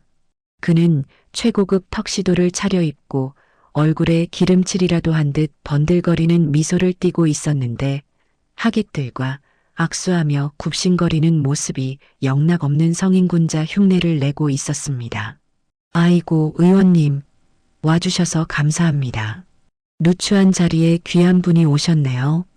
남편은 굽실거리며 국회의원의 손을 두 손으로 잡고 흔들었습니다. 순자는 그 역겨운 연극을 지켜보며 천천히 다가갔습니다. 그때 남편이 순자를 발견하고는 눈을 크게 뜨며 반색했습니다. 여보, 여기야. 아이고, 우리 마누라 오늘 왜 이렇게 예뻐? 딴 사람인 줄 알았네. 남편은 하객들에게 보란 듯이 큰 소리로 외치며 순자에게 달려왔습니다. 그는 순자의 허리를 감싸 안으며 귓속말로 속삭였습니다. 잘했어. 오늘 국회의원도 오고 시장님도 오셨어. 당신이 내조 잘하는 모습 보여줘야 내가 다음 공천 따낼 수 있어. 알았지? 순자는 남편의 뺨에 닿은 자신의 손이 부들부들 떨리는 것을 느꼈습니다. 이 인간은 머릿속에 오로지 자신의 욕망과 체면밖에 없는 괴물이었습니다. 순자는 남편의 넥타이를 바로 잡아주는 척하며 목을 조르고 싶은 충동을 억누르고 나긋나긋하게 대답했습니다. 걱정 말아요. 오늘 당신 인생에서 절대 잊지 못할 최고의 날로 만들어줄 테니까요. 하하, 역시 우리 마누라밖에 없어. 남편은 아무런 의심 없이 호탕하게 웃었습니다. 그때였습니다. 순자의 시선이 연회장 구석진 테이블에 꽂혔습니다. 그곳에는 화려한 드레스를 입은 최마담이 앉아 있었고 그 옆에는 휠체어에 앉은 창백한 청년이 있었습니다. 바로 남편이 그토록 살리고 싶어하는 가짜 아들 종민이었습니다. 종민은 병색이 완연했지만 명품 양복을 입고 손목에는 번쩍이는 금시계를 차고 있었습니다. 저 시계도 저 양복도 전부 내 딸 지수의 목숨값으로 산 것이겠죠. 최 마담은 남편과 눈이 마주치자 은밀하게 눈짓을 주고받았습니다. 마치 오늘은 우리가 주인공이라는 듯, 그리고 내일이면 너 딸의 신장으로 내 아들이 새 삶을 얻는다는 듯 오만한 미소를 짓고 있었습니다. 순자는 그 뻔뻔한 얼굴들을 뇌리에 똑똑히 새겼습니다. 잠시 후 사회자의 안내 멘트와 함께 행사가 시작되었습니다. 자, 지금부터 이 시대의 진정한 봉사왕, 나눔의 등불이신 김철수 회장님의 자서전 출판 기념회를 시작하겠습니다. 우레와 같은 박수 소리가 터져 나왔습니다.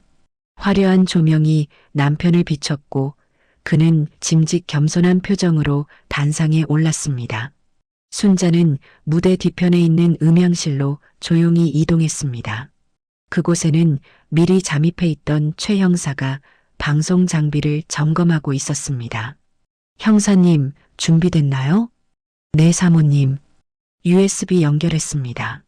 신호만 주시면 메인 스크린 화면을 바로 바꿔버리겠습니다.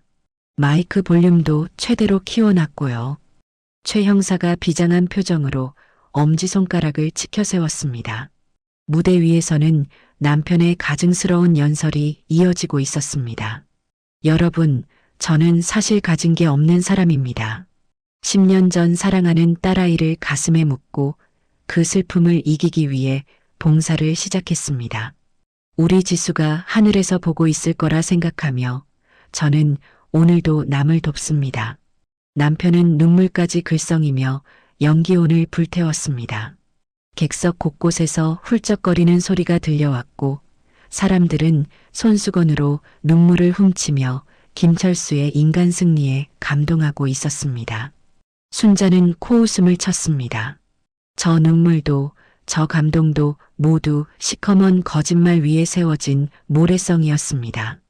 특히 오늘 이 자리에는 제 아내가 함께해 주어 더욱 뜻깊습니다. 여보, 무대 위로 좀 올라와 주겠어? 남편이 순자를 불렀습니다. 드디어 올 것이 왔습니다.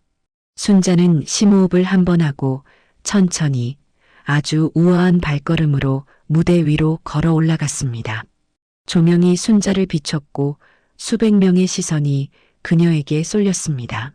남편은 순자의 손을 잡고 마이크를 넘겨주었습니다. 제 아내가 저를 위해 축사를 준비했다고 합니다. 여러분, 큰 박수 부탁드립니다. 박수 소리가 연회장을 가득 메웠습니다. 순자는 마이크를 잡고 객석을 둘러보았습니다. 맨 앞줄에 앉아있는 최 마담과 종민이가 보였습니다. 그들은 기대에 찬 눈빛으로 순자를 바라보고 있었습니다. 아마도 순자가 남편을 찬양하고 내조하는 멘트를 날려주길 기대하고 있겠죠. 순자는 싱긋 웃으며 입을 열었습니다. 안녕하세요. 김철수 씨의 아내이자 10년 전 죽은 줄 알았던 김지수의 엄마 박순자입니다. 순자의 첫마디에 장내가 술렁거렸습니다. 죽은 줄 알았던 이라는 표현이 사람들의 귀를 의심케 했기 때문입니다. 남편의 표정이 살짝 굳어졌습니다. 그는 당황한 듯 순자의 옆구리를 찌르며 작게 속삭였습니다. 여보, 무슨 말을 그렇게 해? 대본대로 해야지. 하지만 순자는 남편의 손을 뿌리치고 한 발짝 앞으로 나갔습니다. 그녀의 목소리는 더 이상 떨리지 않았고 마이크를 통해 흘러나오는 울림은 천둥 소리보다 더 크고 명확하게 연회장을 울렸습니다. 오늘 저는 제 남편 김철수 씨가 쓴 자서전에는 없는 진짜 이야기를 여러분께 들려드리려고 합니다. 봉사왕이라는 가면 뒤에 숨겨진 악마의 얼굴을 말이죠. 이 여자가 미쳤나? 마이크 꺼. 당장 마이크 꺼. 남편이 사색이 되어 소리를 질렀고 사회자와 경호원들이 무대 위로 뛰어 올라오려 했습니다. 순자는 무대 뒤편을 향해 손을 들었습니다. 그것은 최 형사에게 보내는 신호였습니다. 지금입니다. 틀어요. 순자의 외침과 동시에 연회장 정면에 설치된 300인치 초대형 스크린의 화면이 바뀌었습니다. 아름다운 봉사활동 사진들이 사라지고 지지직거리는 노이즈와 함께 충격적인 영상이 재생되기 시작했습니다.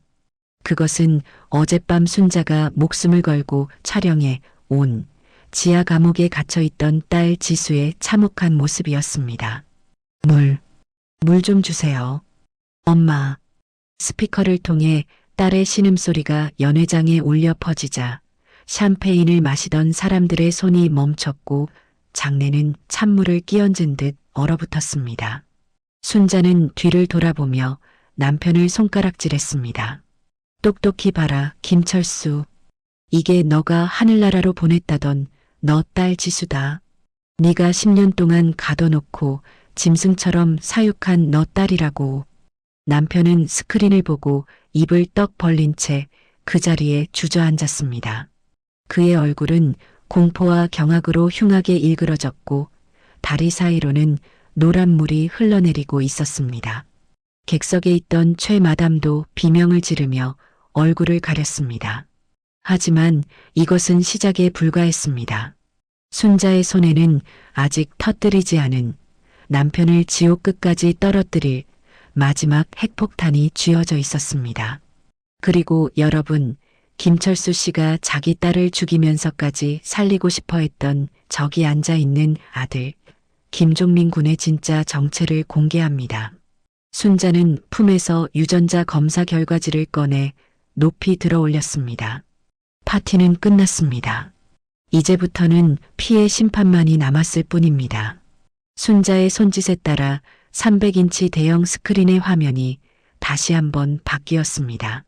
지직거리는 소리와 함께 딸의 감금 영상이 사라지고 그 자리에 거대한 문서 한 장이 나타났습니다.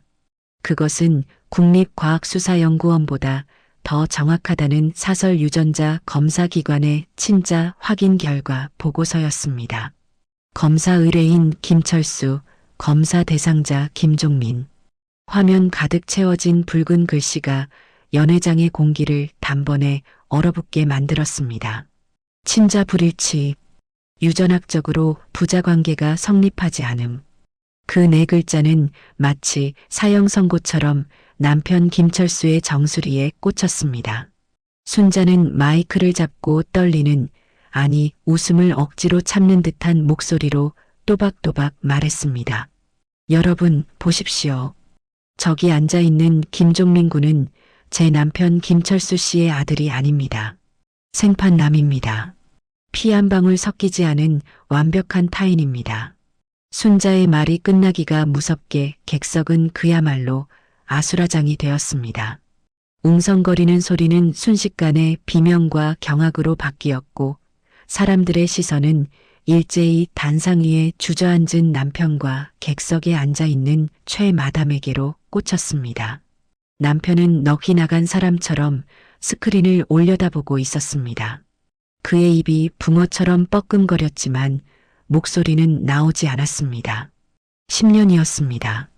자신의 핏줄을 잇겠다는 일념 하나로 본처를 배신하고 멀쩡한 친딸을 죽은 사람으로 위장에 가두고 전 재산을 쏟아부어 키운 아들이었습니다. 그런데 그 아들이 내 씨앗이 아니라니요. 남편의 뇌리에는 10년 전 최마담이 했던 달콤한 말들이 주마등처럼 스쳐 지나갔습니다. 오빠, 종민이 코 좀 봐. 오빠랑 똑같지 않아? 우리 아들 오빠 닮아서 머리도 좋잖아. 그 모든 것이 사기였고 기만이었으며 철저한 연극이었습니다. 아, 아니야. 그럴 리가 없어. 종민이가 내 아들이 아니라고. 남편은 비틀거리며 일어났습니다. 그는 믿을 수 없다는 듯 고개를 세차게 저으며 무대 아래로 내려가려다 발을 헛디뎌 굴러떨어졌습니다. 우당탕탕 소리와 함께 바닥에 처박힌 그는 아픔도 잊은 채 네 발로 기어서 최 마담이 있는 테이블로 돌진했습니다. 그 모습은 봉사왕 김철수가 아니라 먹이를 빼앗긴 늙고 추한 짐승에 불과했습니다. 최 마담은 사색이 되어 도망칠 준비를 하고 있었습니다. 그녀는 휠체어에 앉은 아들 종민을 버려둔 채 핸드백을 챙겨 뒷문으로 빠져나가려 했지만 이미 흥분한 하객들이 그녀의 앞을 가로막고 있었습니다. 아, 이 사기꾼아. 어디가? 남편이 최 마담의 머리채를 휘어잡았습니다. 아, 이거 나. 미쳤어? 말해. 사실대로 말해. 종민이가 누구 자식이야? 내가 저놈한테 쏟아부은 돈이 얼만데. 내 딸 지수 목숨값까지 저놈한테 먹였는데 남의 자식이라고? 남편은 짐승처럼 울부짖으며 최 마담을 흔들어댔습니다. 우아하던 파티장은 순식간에 개싸움판으로 변해버렸습니다. 최 마담도 지지 않고 남편의 얼굴을 손톱으로 핥히며 악을 썼습니다. 그래, 너 자식 아니다. 넌 그냥 돈 나오는 지갑이었어. 늙고 멍청한 주제에 젊은 여자랑 사니까 좋았니? 너가 멍청해서 속은 걸 누굴 탓해. 최 마담의 독설은 남편의 마지막 남은 이성마저 끊어놓았습니다. 남편은 절규하며 최 마담의 목을 졸랐고 두 사람은 엉겨붙어 바닥을 뒹굴었습니다. 그때 휠체어에 앉아있던 가짜 아들 김종민이 비틀거리며 일어났습니다. 그는 싸우는 엄마와 가짜 아빠를 경멸어린 눈빛으로 내려다보더니 주머니에서 차 키를 꺼내 혼자 도망치려 했습니다. 비켜요. 다 비키라고요. 하지만 그 역시 도망칠 곳은 없었습니다. 연회장 문이 활짝 열리며 제복을 입은 경찰들이 들이닥쳤기 때문입니다. 다들 동작 그만. 경찰입니다. 최 형사의 신고를 받고 출동한 경찰 병력이 연회장을 포위했습니다. 경찰들은 서로 머리채를 잡고 뒹구는 김철수와 최 마담을 강제로 떼어놓고 수갑을 채웠습니다. 찰카닥. 차가운 금소금이 들리자 남편은 그제야 정신이 든 듯 멍한 표정으로 경찰을 올려다보았습니다. 김철수 씨, 당신을 살인 미수, 감금, 사체 유기방조, 그리고 보험 사기 혐의로 체포합니다. 형사의 단호한 목소리에 남편은 고개를 저으며 순자를 찾았습니다. 그는 단상 위에 서 있는 순자를 향해 애원하듯 손을 뻗었습니다. 여보, 순자야, 나 좀 도와줘. 내가 속은 거야. 나도 피해자라고. 저 여자가 다 꾸민 일이야. 나는 몰랐어. 남편은 끝까지 비겁했습니다. 자신의 죄를 뉘우치기는커녕 피해자 코스프레를 하며 아내에게 매달리는 꼴이라니. 순자는 마이크를 든 채 싸늘하게 내려다보았습니다. 그녀의 눈빛에는 일말의 동정심도 남아있지 않았습니다. 피해자? 당신이 피해자면 10년 동안 빚도 없는 지하 감옥에서 썩어간 우리 지수는 뭐니? 당신 욕심 때문에 돼지뼈랑같이 묻혀버린 내 가슴은 뭐고? 순자의 목소리가 연회장에 울려 퍼지자 하객들은 침을 삼키며 숨을 죽였습니다. 김철수 씨, 당신은 속은 게 아니야. 당신 욕심이 당신 눈을 가린 거지. 핏줄, 대를 이어? 그놈의 헛된 욕망 때문에 진짜 당신 핏줄인 지수를 제물로 바친 건 바로 당신 자신이야. 순자는 품에서 하얀 봉투 하나를 꺼내 무대 아래로 던졌습니다. 종이들이 눈처럼 흩날리며 남편의 머리 위로 떨어졌습니다. 그것은 남편이 10년 전 작성했던 딸의 허위 사망 신고서, 사본과 어젯밤 최 마담의 금고에서 찾아낸 이중장부 복사본이었습니다. 가져가. 그게 당신 인생의 성적표야. 남편은 바닥에 떨어진 종이들을 보며 짐승 같은 괴성을 질렀습니다. 으아, 안 돼. 내 돈, 내 명예, 다 내 거야. 그는 발악했지만 경찰들에 의해 질질 끌려나갔습니다. 최 마담 역시 고래고래 소리를 지르며 연행되었고 가짜 아들 종민이도 공범 혐의로 함께 체포되었습니다. 화려했던 파티장은 난장판이 되었고 바닥에 깔린 붉은 카펫은 깨진 샴페인 병과 음식물, 그리고 무너진 한 남자의 욕망으로 얼룩져 있었습니다. 순자는 그 광경을 무대 위에서 조용히 내려다보았습니다. 속이 시원할 줄 알았습니다. 통쾌해서 춤이라도 출 수 있을 줄 알았습니다. 하지만 가슴 한구석에 밀려오는 것은 서늘한 허무함이었습니다. 저런 짐승 같은 인간을 남편이라고 믿고 살아온 30년 세월이, 그리고 저 인간 때문에 고통받았던 딸의 10년이 너무나 가엽고 원통해서 눈물이 흐르지 않았습니다. 그때 무대 뒤에서 최 형사가 다가와 순자의 어깨를 감싸주었습니다.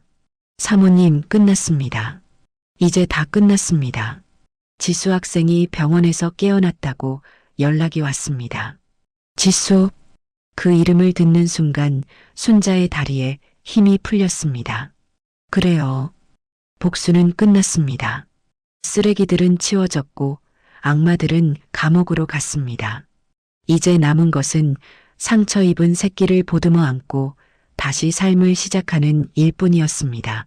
순자는 비틀거리며 무대를 내려왔습니다. 하객들은 홍해처럼 갈라지며 순자에게 길을 터주었습니다.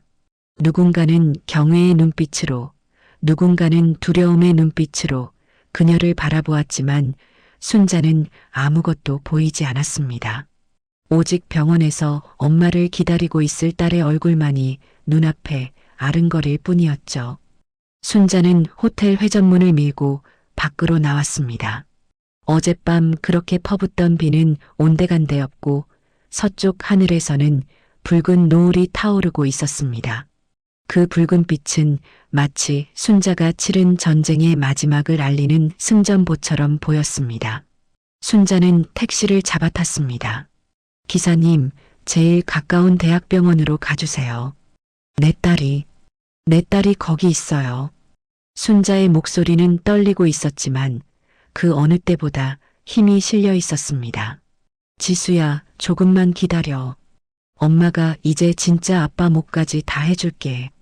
차창 밖으로 스쳐 지나가는 풍경들이 눈물에 번져 흐릿하게 보였지만 순자는 눈물을 닦지 않았습니다.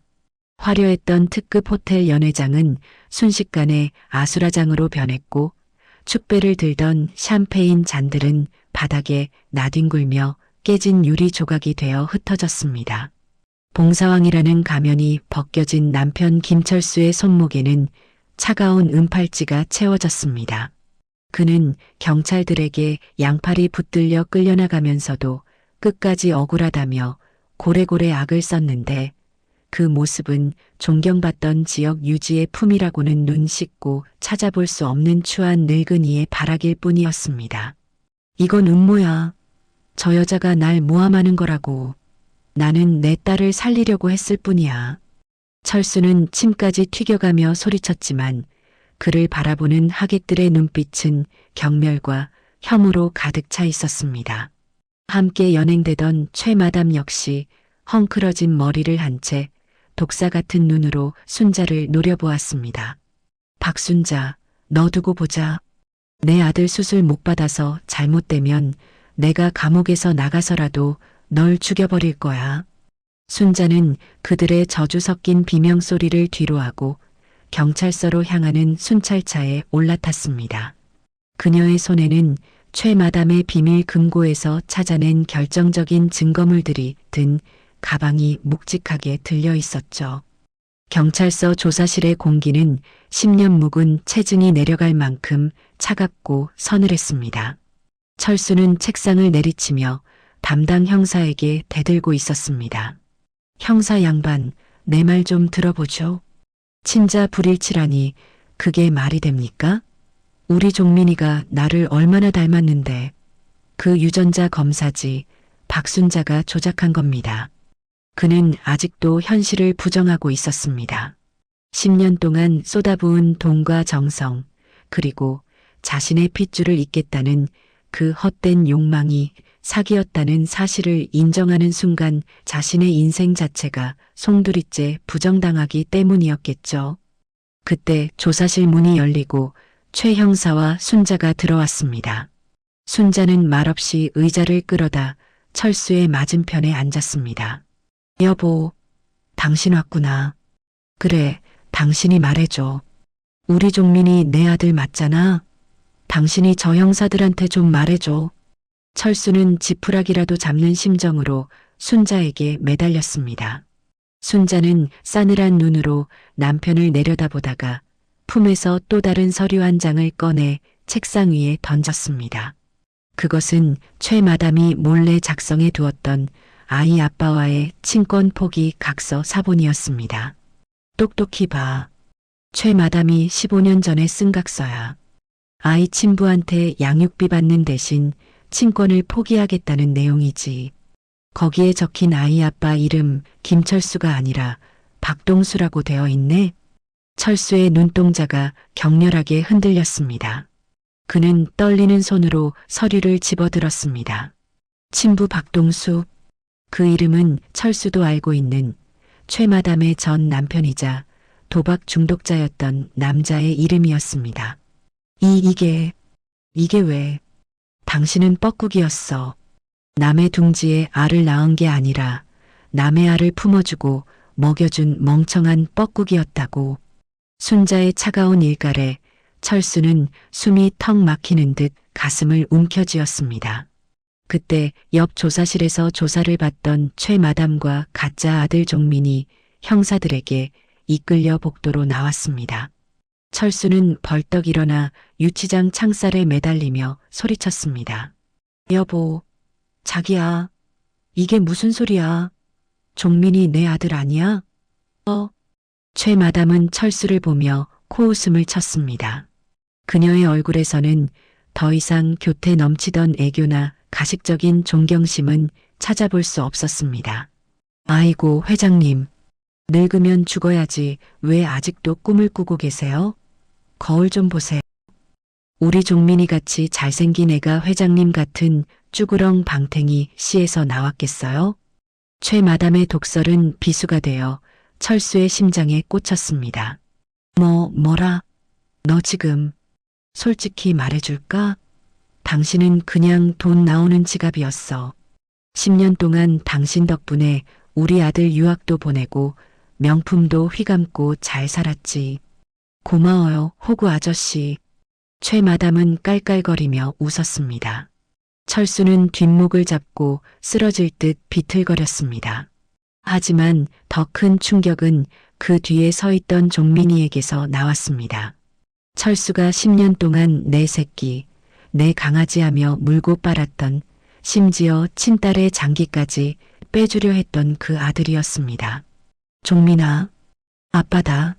너가 말해봐라. 아빠가 너한테 어떻게 했는데? 철수는 울먹이며 손을 뻗었습니다. 하지만 종민은 철수의 손을 벌레 보듯 피하며 고개를 돌렸습니다. 아저씨, 저 아세요? 전 엄마가 시키는 대로 했을 뿐이에요. 저 콩팥 안 좋아서 예민하거든요. 말 시키지 마세요. 종민은 차갑게 쏘아붙이고는 형사를 따라 조사실로 사라졌습니다. 철수의 입에서 짐승 같은 울음소리가 터져 나왔습니다. 으아, 내가 니놈들한테 어떻게 했는데, 내 딸 지수를 죽여가면서까지 너희를 먹여 살렸는데, 그는 철창을 머리로 들이받으며 자해를 시도했지만 경찰들이 달려들어 그를 제압했습니다. 순자는 그 꼴을 무표정하게 지켜보았습니다. 그것은 완벽한 파멸이자 인과응보였습니다. 자신의 진짜 핏줄인 지수는 차가운 지하실에 가둬놓고 남의 자식을 위해 10년을 헌신한 남자의 말로는 이토록 비참하고 허무했습니다. 그리고 김철수 씨 하나 더 남았습니다. 담당 형사가 두툼한 서류 뭉치를 들고 왔습니다. 사모님이 제출하신 이중장부를 토대로 계좌 추적을 해봤는데요. 회장님이 횡령하신 공금, 그리고 최 마담한테 흘러간 돈, 차명으로 빼돌린 부동산까지 전부 확인됐습니다. 형사는 계산기를 두드리며 건조하게 말했습니다. 범죄 수익 은닉 규제법에 따라 부정하게 축적한 재산은 전액 몰수됩니다. 그리고 사기죄, 강금치상, 아동학대, 횡령 혐의까지 합치면 아마 살아서 감옥 나오기는 힘드실 겁니다. 철수는 바닥에 주저앉아 멍하니 허공을 응시했습니다. 돈도 명예도 핏줄도 사랑도 모든 것이 신기루처럼 사라져버렸습니다. 그에게 남은 것은 차가운 감옥 바닥과 평생을 짊어지고 가야 할 배신감, 그리고 친딸을 버린 비정한 아비라는 꼬리표뿐이었습니다. 순자는 자리에서 일어났습니다. 더 이상 볼 것도 들을 것도 없었습니다. 가자, 형사님. 지수 기다리겠어요. 순자가 돌아서려 하자 철수가 바닥을 기어와 순자의 바지가랑이를 잡았습니다. 여보, 순자야, 내가 잘못했어. 나 좀 꺼내줘. 변호사 좀 사줘. 내 돈 다 어디 갔어. 내 돈 내놔. 그는 끝까지 자신의 안위와 돈 타령뿐이었습니다. 순자는 남편의 손을 매몰차게 뿌리쳤습니다. 당신 돈? 그런 거 없어. 당신이 10년 전에 죽었다고 신고한 지수 사망보험금 5억 원. 그거 토해내려면 당신 명의로 된 집이랑 땅 다 팔아도 모자라.